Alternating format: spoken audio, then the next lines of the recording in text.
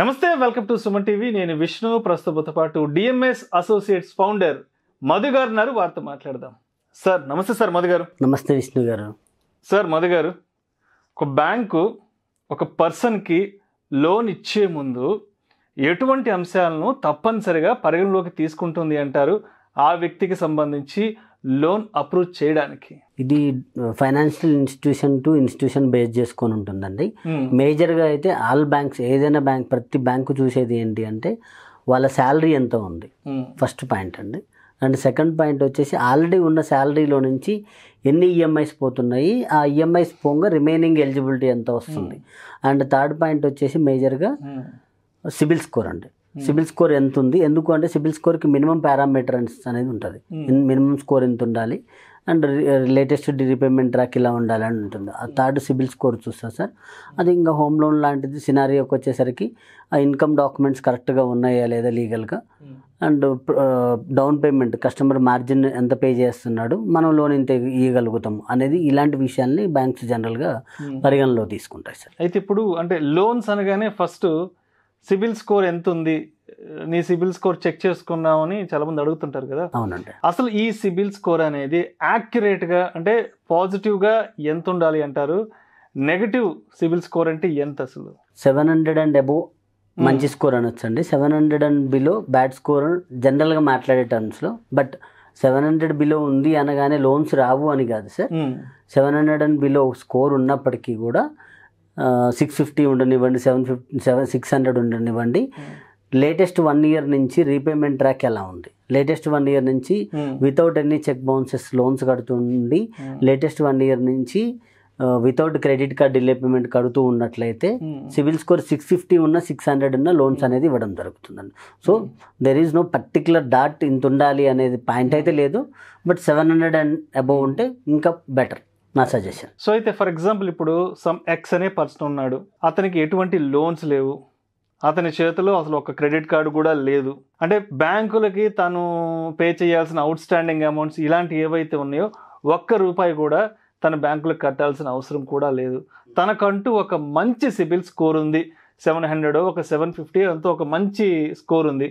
అయితే అతను ఏదైనా ఒక పెద్ద లోన్కి అప్లై చేసుకోవాలి అంటే మ్యాక్సిమం ఎంత మేర వరకు తనకి లోన్లు ఇస్తారు? ఎందుకంటే అతని వైపు నుంచి తను కంప్లీట్గా క్లియర్గా ఉన్నాడు కాబట్టి, ట్రాన్స్పరెంట్గా ఉన్నాడు కాబట్టి. సార్ అతను సిబిల్ స్కోర్ ఎంత బాగుంది అనేది ఒక సిబిల్ లోన్ ఇచ్చే దాంట్లో ఒక పారామీటర్ మాత్రమే, అదే పారామీటర్ కాదు. ఎందుకు అంటే సిబిల్ లోన్ ఇస్తున్నప్పుడు ఏ బ్యాంక్ అయినా వాళ్ళ ఇన్కమ్ లెవెల్ ఏంటి, వాళ్ళ పేయింగ్ కెపాసిటీ ఏంది, ఎగ్జిస్టింగ్ లోన్స్ ఏంది, ఆ విధంగా చూస్తాయి. కాబట్టి సిబిల్ స్కోర్ బాగుంది అంటే లోన్ ఇవ్వడానికి ఈజీ అవుతుంది. ఒకటి, మీరన్న సిబిల్ స్కోర్ బాగున్నప్పుడు ఇంట్రెస్ట్ రేట్ తగ్గే పాసిబిలిటీస్ అయితే పక్కా ఉంటాయి సార్. ఏ విధంగా తగ్గుతాయి? ఓకే. ఇప్పుడు ఫర్ ఎగ్జాంపుల్ 750 అబోవ్ ఉంది అనుకోండి, హోమ్ లోన్స్లో అయితే ఇది పర్ఫెక్ట్గా రూల్స్ ఫాలో అవుతాయి. 750 అండ్ అబోవ్ సిబిల్ స్కోర్ ఉన్న వాళ్ళకి 8.3% రేట్ ఆఫ్ ఇంట్రెస్ట్ వస్తే, 750 బిలో సిబిల్ స్కోర్ ఉన్న వాళ్ళకి 8.5, 8.75 ఆ విధంగా వస్తుంది. సో సిబిల్ స్కోర్ మంచిగా మెయింటైన్ చేయడం వల్ల ఖచ్చితంగా ఇంట్రెస్ట్ రేట్స్లో అయితే ఎఫెక్ట్ ఉంటుంది, లోన్ వచ్చే పాసిబిలిటీ 100% ఉంటుంది. అదేవిధంగా ఇప్పుడు సివిల్ స్కోర్కి సంబంధించి పాజిటివ్ ప్రాక్టీసెస్ ఏంటి, బ్యాడ్ ప్రాక్టీసెస్ ఏంటి? సార్ పాజిటివ్ ప్రాక్టీసెస్ అంటే సింపుల్ సార్. ఇదే మన ఎవ్రీ మంత్ రెగ్యులర్గా క్రెడిట్ కార్డ్స్ లోన్ ఈఎంఐస్ కానీ క్రెడిట్ కార్డ్ అవుట్ స్టాండింగ్స్ కానీ మ్యాక్సిమం పే చేయడం అనేది గుడ్ ప్రాక్టీస్ ఒకటి సార్. అండ్ ఇంకొకటి వచ్చేసి సెక్యూర్డ్ లోన్స్, అన్సెక్యూర్డ్ లోన్స్ బ్యాలెన్సింగ్గా పే చేయాలి. కంప్లీట్గా ఉన్న లోన్స్ అన్నీ అన్సెక్యూర్డే ఉన్నాయి అనుకోండి, అది గుడ్ ప్రాక్టీస్ కాదు. సెక్యూర్డ్ అన్సెక్యూర్డ్ మిక్స్గా ఉన్నప్పుడే గుడ్ ప్రాక్టీస్ కింద వస్తుంది సార్, మంచి సిబిల్ స్కోర్ అంటానికి వస్తుంది. అండ్ బ్యాడ్ ప్రాక్టీసెస్కి వచ్చేసరికి ఇన్ టైంలో పే చేయకుండా ఉండడం, and credit card 90%, 80% credit utilisation అంటారు దాన్ని. క్రెడిట్ యూటిలైజేషన్ అనేది 50% ఆర్ బిలో చేసుకుంటే గుడ్ ప్రాక్టీస్. అదే అబోవ్ చేశారనుకోండి 90%, 80% చేస్తున్నప్పుడు అది క్రెడిట్ స్కోర్ ఇంపాక్ట్ అవ్వడానికి పాసిబిలిటీస్ ఉంటాయండి. అయితే అంటే మామూలుగా సాధారణంగా రెగ్యులర్గా ఎటువంటి ఆర్థిక లావాదేవీలు అంటే ఫైనాన్షియల్ ట్రాన్సాక్షన్స్ అనేవి మన సిబిల్ స్కోర్ని రెగ్యులర్గా ఇంపాక్ట్ చేస్తుంటాయి అంటారు. అక్కడ ఎటువంటి జాగ్రత్తలు తీసుకోవాలి? అదే సార్, నేను ఇంతకుముందు చెప్పినట్టు క్రెడిట్ కార్డ్స్ సినారియో చూసుకుంటే చాలామంది ఏంటంటే మినిమం బిల్లులు కడుతుంటారు. బట్ అక్కడ యూసేజ్ మాత్రం 90-80% కడతారు. అప్పుడు ఆటోమేటిక్గా సిబిల్ స్కోర్ అనేది తగ్గడం జరుగుతుంది. ఒకవేళ 50% or less than 50% credit utilization చేసి మినిమం బిల్లులు ఒక 2 months అటు ఇటు పే చేసుకొని తర్వాత మొత్తం బిల్లులు పే చేసుకొని మళ్ళీ యూజ్ చేసుకుంటే బెటర్ ఉంటుంది సార్. అది కొంచెం నీట్గా ఉంటుంది. అండ్ లోన్స్ విషయానికి వచ్చేసరికి కూడా ఓవర్ డ్యూ పడకుండా చూసుకోవాలి సార్. ఓవర్ డ్యూ పడ్డప్పుడు డిపిడి ఎప్పుడైతే సిబిల్లో ఫర్ ఎగ్జాంపుల్ మనం ఒక ఈఎంఐ చెక్ బౌన్స్ అయిన తర్వాత ఒక 1 weekలో పే చేసినప్పుడు డిపిడి అనేది పడదు. మోర్ దాన్ ఏ మంత్ మనం ఆ మంత్ అయిపోయేంత వరకు వెయిట్ చేసినప్పుడు ఏమైందంటే సిబిల్లో డిలే పేమెంట్ ఇన్ డేస్ అని చూపిస్తుంది.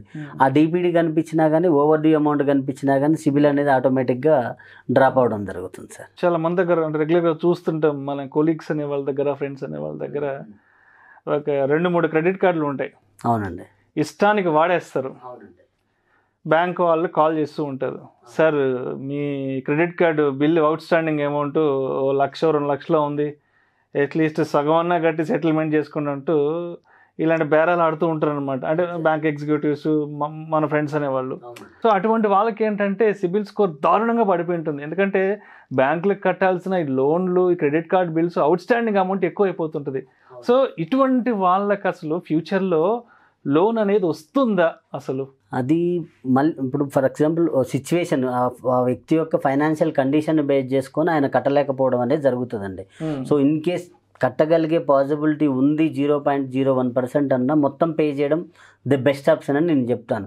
సో కొంతమందికి ఫైనాన్షియల్ సిచ్యువేషన్ బాగలేక ఆ టైంలో సిచ్యువేషన్ బాగలేక సెటిల్మెంట్ చేసుకున్నప్పుడు ఏ బ్యాంక్ అయితే లోన్ ఇవ్వదు, అది obviously general thing. But there are few cases. అంటే ఇప్పుడు ఫర్ ఎగ్జాంపుల్ అది ఆ ఈఎంఐ అది సెటిల్మెంట్లు అయిన తర్వాత ఇన్ కేస్ ఏదన్నా ఒక బ్యాంక్ నుంచి క్రెడిట్ కార్డ్ తీసుకోవడము, ఏ బ్యాంక్ ఇవ్వదు ఆఫ్ కోర్స్, బట్ దానికి కొన్ని ప్రాక్టీసెస్ ఉంటాయి. ఇప్పుడు ఎఫ్డి బేస్డ్ క్రెడిట్ కార్డ్స్ వచ్చినాయి.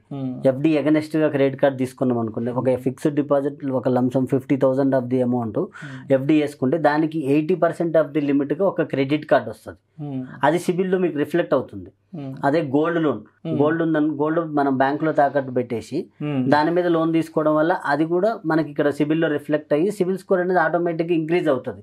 సో సెటిల్మెంట్ తర్వాత కూడా గోల్డ్ లోన్ ఈ ఎఫ్డి బేస్డ్ ఎఫ్డిని సెక్యూరిటీగా పెట్టుకొని ఇచ్చే క్రెడిట్ కార్డ్స్ తీసుకొని ఒక 3 to 6 months మనం రీపేమెంట్ నీట్గా చేసుకోగలిగితే మళ్ళీ సిబిల్ స్కోర్ రాకెట్ లాగా వెళ్తుంది. దాని తర్వాత మళ్ళీ ఏ లోన్ అయినా ఈజీగా వస్తుంది మన ఇన్కమ్ బేస్ చేసుకొని. సో నా సజెషన్ ఏంటంటే మనం హెల్త్ చెకప్ ఎలా అయితే ఇయర్లీ ఆర్ 6 monthsకి ఒకసారి హెల్త్ చెకప్లు చేసుకుంటాము, ఫైనాన్షియల్ చెకప్ మన ఫైనాన్షియల్ లోన్స్ ఇదన్నీ ఎలా ఉంది అని అప్పుడప్పుడు సిబిల్ చెక్ చేసుకోవడం కూడా మంచిది అని చెప్తాను సార్. 800 రూపీస్ పెడితే 6 monthsకి సబ్స్క్రిప్షన్ వస్తుంది. 800 రూపీస్ తీసుకొని మనకి అది సాఫ్ట్ సిబిల్ అంటే మనం డైరెక్ట్ సిబిల్.com అనే కంపెనీ దగ్గర కొంటున్నాం కాబట్టి 800 రూపీస్ పెట్టి 6 months మీద 800 అంటే మనం డైలీ చూసుకుంటే చాలా తక్కువ. సో దాన్ని తీసుకొని మనం ఎవ్రీ మంత్ ఏమైనా డిపిడీస్ పడుతున్నాయా, ఏదైనా ఓవర్ డ్యూస్ పడుతున్నాయా, ఫర్ ఎగ్జాంపుల్ మనం ఒక లోన్ క్లోజ్ చేసిన తర్వాత కూడా సిబిల్లో వాళ్ళు బ్యాంకు సిబిల్కి ఇన్ఫర్మేషన్ ఇవ్వకపోవడం వల్ల కొన్ని మిస్కమ్యూనికేషన్స్ వల్ల అది ఇంకా అలానే సిచ్యువేషన్ ఉంటుంది. అప్పుడు ఏమైతే సిబిల్ స్కోర్ ఇమీడియట్లీ డ్రాప్ అవుతుంది. అండ్ ఇంకొక situation home loan interest rates పెరుగుతాయి. పెరిగినప్పుడు బ్యాంకులు మనకి ఇన్ఫర్మేషన్ ఇవ్వక డైరెక్ట్గా ఏదైతే మనం మంత్లీ పే చేయాల్సిన ఈఎంఐ బ్యాంకు పెంచిన తర్వాత ఉన్న ఈఎంఐకి మధ్యలో గ్యాప్ ఉందో అది ఓవర్ డ్యూ లాగా పడిపోతుంది బై డిఫాల్ట్. సో అలాంటి సినారియోస్లో మనం ఈ సిబిల్ అనేది చెక్ చేసుకుంటూ రెగ్యులర్గా అప్పుడప్పుడు చెక్ చేసుకుంటూ ఉంటే మనకు తెలిసిపోతుంది. ఇమ్మీడియట్లీ పోయి బ్యాంకుకి పోయి మనం ఇది ఏంటంటే ఇట్లా నాకు సిబిల్ స్కోర్ తగ్గింది, నేను సిబిల్లో చెక్ చేసుకున్నానని మనం క్వశ్చన్ చేసుకొని మనం ఇమీడియట్లీ దానికి సంబంధించిన రిక్వెస్ట్ రైజ్ చేసి సిబిల్ పెరుగుతుంది. సో మధు గారు, అంటే ఈ వీడియో ఎవరైతే చూస్తున్నారో ఆడియన్స్కి, అంటే వాళ్ళకి సిబిల్కి సంబంధించిన ఏమైనా డౌట్స్ ఉన్నా లేదా ఫర్దర్గా వాళ్ళకి ఏదైనా డిఎంఎస్ అసోసియేట్స్ నుంచి వాళ్ళకి ఏదైనా లోన్లు కావాలన్నా ఎవరిని కాంటాక్ట్ అవ్వాలి అంటారు? ఏంటి అసలు ఫర్దర్గా? ఖచ్చితంగా సిబిల్ రిలేటెడ్ ఎటువంటి అనుమానాలు ఉన్నా, ఎటువంటి ఇబ్బందులు ఉన్నా మేము 100% హెల్ప్ చేయడానికి రెడీగా ఉన్నాం సార్.